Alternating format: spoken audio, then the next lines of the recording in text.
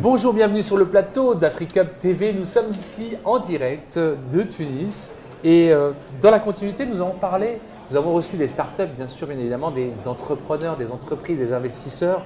Mais ce qui est intéressant, c'est de recevoir aussi des experts dans des domaines qui sont nouveaux, des nouveaux métiers qui sont en train de se développer. On va explorer aujourd'hui une thématique un peu nouvelle, peut-être pour les auditeurs les téléspectateurs qui nous écoutent.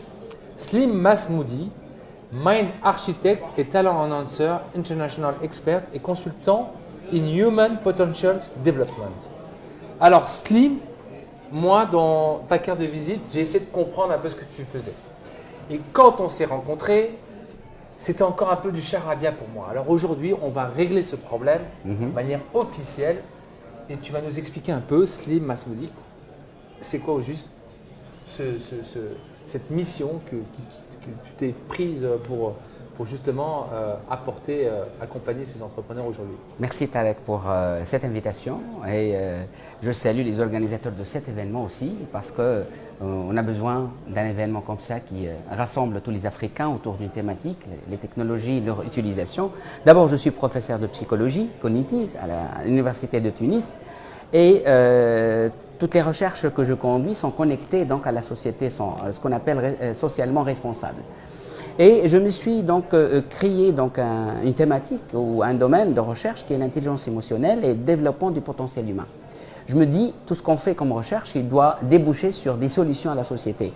Et donc, petit à petit, je me suis aperçu que tout ce qu'on développe aussi en intelligence artificielle, qui devient de plus en plus porteur, d'idées et d'innovation et d'opportunités, il faut le connecter à un autre domaine qui est en fait l'intelligence émotionnelle. Et ça sert à quoi l'intelligence émotionnelle? C'est un ensemble de compétences indispensables qui sont innées dans chaque personne, mais qui sont indispensables pour transformer les difficultés, les obstacles en opportunités. Donc on a besoin de développer ça chez l'humain. Et je pense que l'IA, l'intelligence artificielle, avec tout ce qui tourne autour comme technique, comme moyen, peut aider énormément à développer ces compétences chez l'humain. Moi, je rappelle que la thématique, c'est Smart Cities dans cet événement. Moi, je pense qu'on ne peut pas développer des Smart Cities sans développer des Smart People, c'est-à-dire des gens intelligents. Et je pense qu'on ne peut pas se passer d'intelligence émotionnelle pour développer l'intelligence des gens. Et on a besoin de gens intelligents, capables d'être productifs, épanouis surtout, pour développer de nouveaux programmes, pour créer de nouvelles générations de systèmes, etc.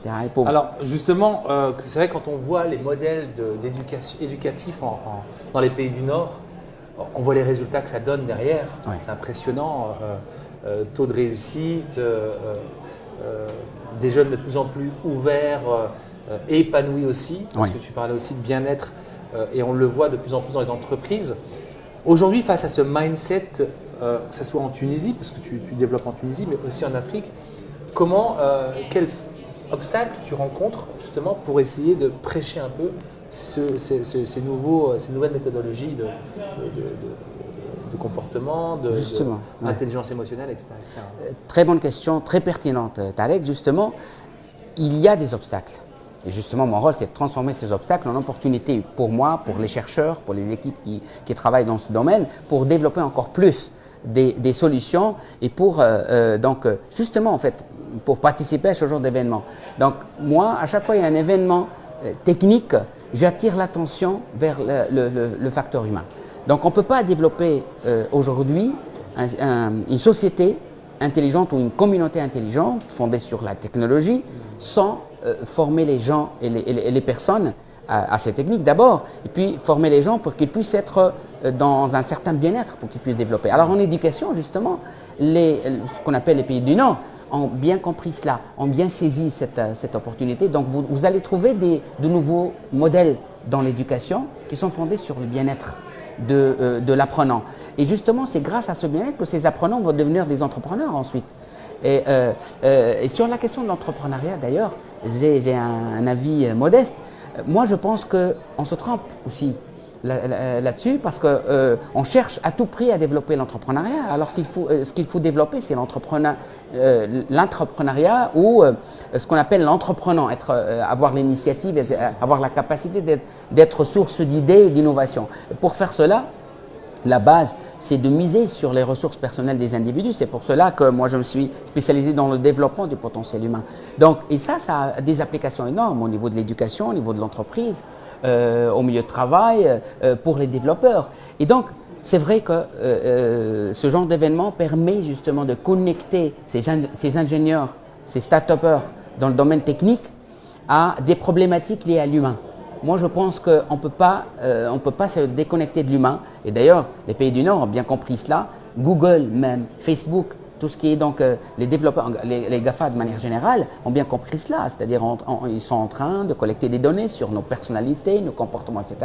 Donc, et sur nos états émotionnels. C'est pour cela qu'il y a vraiment de vraies opportunités pour développer ça et pour développer le potentiel humain.